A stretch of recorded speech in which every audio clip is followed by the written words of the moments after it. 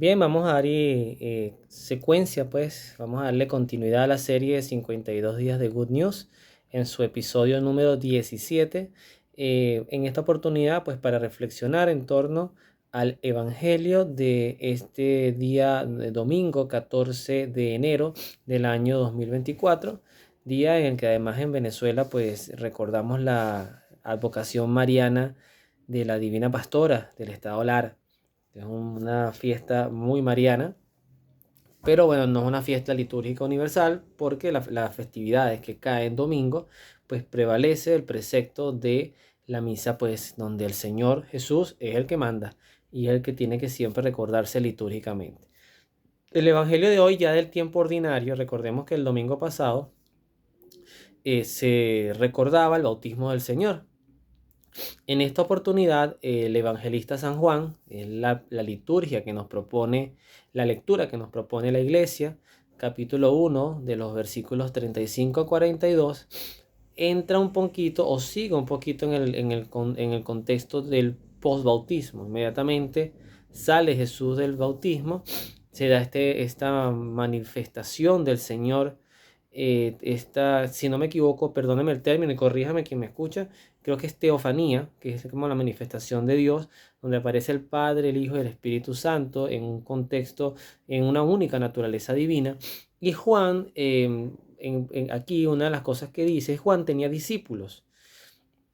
Entonces él le dice a sus discípulos, y qué interesante esta manera de desplazarse él mismo, él dice, ahí va el Cordero de Dios, ¿no? Eh, Además, de repente en ese momento no se entendería mucho este contexto, pero el cordero siempre representaba un poco el sacrificio. Era lo que se ofrecía como holocausto, también como buena comida. Entonces, cuando Juan inmediatamente toma el término cordero, pues está hablando, ya no dice ahí va el león de la creación, o no, ahí no va el tigre de la creación, dice el cordero, habla implícitamente, muy conocedor Juan, además él mismo es profetizado él, pero como profeta muy conocedor de la misión de Jesús, del sacrificio que Jesús venía a ejercer en este mundo. Cuando los discípulos escuchan eso, pues obviamente se apartan un poco de Juan, yo no dudo, incitados por el mismo Juan, y tratan de acercarse a Jesús para seguirlo. Ahí el sacerdote que ofició la misa que yo asistí hoy, hizo tres preguntas o tres análisis, tres derivados de este evangelio muy interesantes. Primero, la búsqueda, ¿no? El buscar a Cristo. Una vez que hallan a Cristo, la siguiente pregunta es querer vivir con Él. ¿Okay? Y es ahí donde yo voy a centrar mi reflexión, vivir con Cristo. Y la tercera que decía el Padre, ya más invitatoria, es anunciar a Cristo. Es la labor de la evangelización. Cualquier persona que haga una labor de catequesis, de evangelización, de enseñanza, tiene que tener claro siempre que no estamos evangelizando para el mundo, sino al mundo para la vida eterna. Y si tienes esa diferencia clara, no vas a tener conflictos doctrinales, ni lo que antes era pecado y ahora no, eso no va a estar en tu mente. Siempre es la misma verdad, el mismo mensaje eternamente. Aquí es donde yo me quiero centrar ahora en la idea, cuando ellos buscan a Jesús, que Él les dice que buscan, ellos lo primero que le preguntan a Jesús es ¿dónde vives? Fíjense, a mí esa pregunta me llama la atención, porque no le dicen te buscamos a ti, buscamos la verdad, no dan una respuesta existencial, es una respuesta en cierta forma que busca atender seguridades. Voy a poner un ejemplo de la vida cotidiana. Yo siempre hablo de esto y quienes han escuchado mis audios, las series que monto en Abrazando Nuestra Fe, saben que a mí me gusta a veces hablar de mi edad porque también marca un contexto en el momento en que yo grabo. Porque puede ser que dentro de 10 años, 5 años, si Dios me concede vida, yo cambie algunos esquemas esperemos que para bien, para mejorar. Así como yo tengo una reflexión en opinión de un laico sobre la figura de San José, y es como retractando todo lo que yo por años creía de él. En este mismo contexto, yo hablo, digo que tengo ahorita 42 años. En el mercado laboral, cuando tú vas a buscar trabajo, tener mi edad en Venezuela, no sé, en otros países, ya es un poco rayar en la ancianidad laboral. Yo sé que no soy un anciano, ni mucho menos, pero inclusive hay rangos de edades que te dicen entre 25 y 35 años. Entre 20 y rara vez ves 40, pero sí puede estar, porque eso también se entiende. Las empresas buscan, eh, yo no sé si decir adoctrinar, pero buscar personas que no vengan tan amañadas para bien o para mal, pero no es fácil guiar a una persona de 40, 45 años que ya tiene convicciones más claras, que es más adulta, a una persona que está empezando su vida laboral y que eso es más manejable y eso se entiende. Entonces, cuando a ti te van a ofrecer una oportunidad de trabajo a mi edad, tú lo que buscas, y por eso hago el enlace con lo que dice la lectura, tú lo que buscas es más que saber cuánto vas a ganar. Bueno, hay gente que sí se enfoca en eso, ¿no? ¿Cuáles van a ser tus funciones? Lo que yo, Luis, buscaría es estabilidad. O sea, saltar de un trabajo a otro, así gane menos, lo que tienes es que garantizarme que a mi edad, no es que en 5 años me vas a decir ya estás viejo y te vas a ir, sino que yo pueda tener longevidad en ese aspecto laboral. ¿Por qué la pregunta de ellos es válida? Y yo la suscribo. El dónde vives es porque ellos vienen de un gran profeta, de un hombre que los llenaba, que además tenía, hablaba lo que se usa en el lenguaje bíblico, oráculo del Señor, o sea, hablaba palabra de Dios. Y salir de Juan para entrar en un, quién sabe, porque Juan sí les dijo, síganlo, ese es el Cordero de Dios, y bueno, vamos a seguirlo, pero ellos también tienen su derecho a buscar sus seguridades. Y yo te invito a lo mismo. Cuando ustedes buscan seguir a Jesús, porque además Jesús dice el texto, Jesús les mostró dónde vive, por eso les digo, Jesús les fueron, vieron dónde vivía y se quedaron con él ese día. Era como las 4 de la tarde, dice el texto.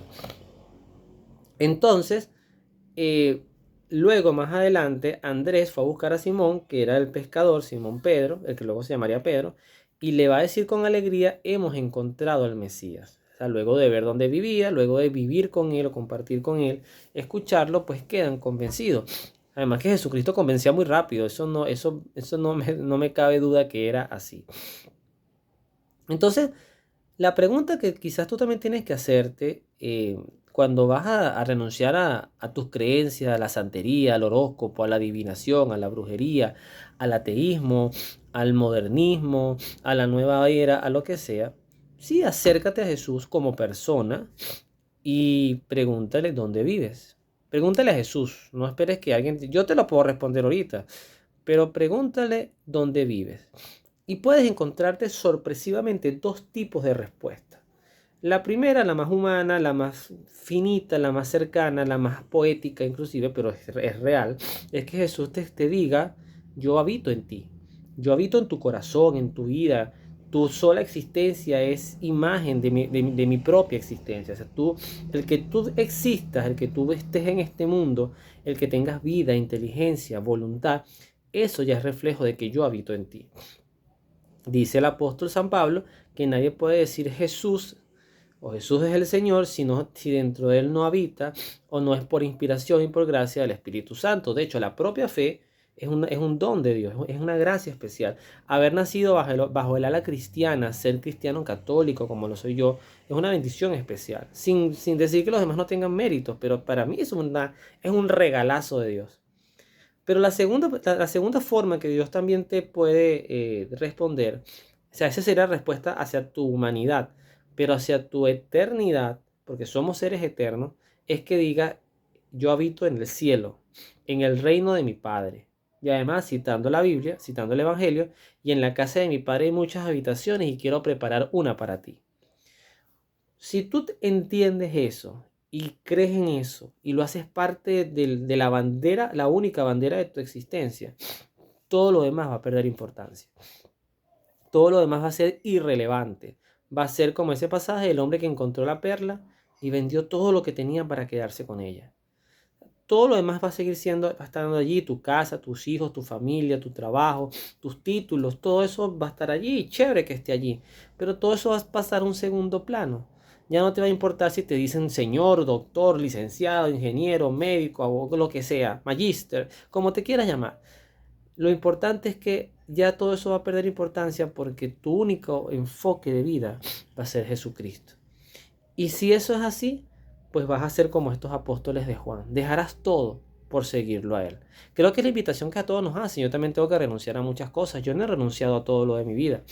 Y cuando digo renunciar no es dejar, no es abandonar, sino es sacar de mi corazón tantas cosas que me trasnochan, que me preocupan, tantas metas materiales. Hay algunos objetivos económicos que yo tengo muy claro en mi vida, sobre todo para mi hijo, con mi esposa, algunas remodelaciones del hogar que queremos hacer y todos los años nos ponemos unas metas pequeñas. De repente, comprarnos un ventilador, bueno, pero lo logramos y lo compramos. Y ese es el ventilador que nos pusimos para el 2024. Por ejemplo, colóquense sus metas y búsquenlas y cúmplanlas. Pero que la principal meta, el principal objetivo, no solamente se centra en lo material, en lo finito, en lo que le quedará a otro. Céntrate en Dios. Descubre ese Cristo que Juan también te invita a descubrir. Juan puede convertirse en eso que debes renunciar, sin decir que Juan era malo. Al contrario, de repente podemos también en nuestra fe dejar de tener una fe de niños, una fe de maquetas, una fe de entretenimiento, una fe de hacer cancioncitas y bailar y empezar a tener una fe un poco más madura, un poco más existencial, un poco más que nos defina como persona y sea parte de nuestra personalidad, que no nos dé vergüenza hablar de Jesús. Creo que esa es la gran meta que nos invita este Evangelio y qué bonito que Juan haya también preparándose para su propia eternidad, dejando como herencia, porque eso tampoco lo dejemos por fuera, que Juan le dejó como herencia a Cristo, particularmente dos apóstoles muy buenos, que eran precisamente Andrés y Juan, o Juan y Andrés, que eran estos dos apóstoles, si no me equivoco, yo siempre digo si no me equivoco porque yo no soy experto, ¿ok? Pero si no me equivoco, Juan, el evangelista, y Andrés, el hermano de Simón, fueron los dos discípulos que Juan le dejó como herencia a Jesús de Nazaret. Y no salieron malos, salieron muy buenos. Que Dios los bendiga, nos vemos en la oración.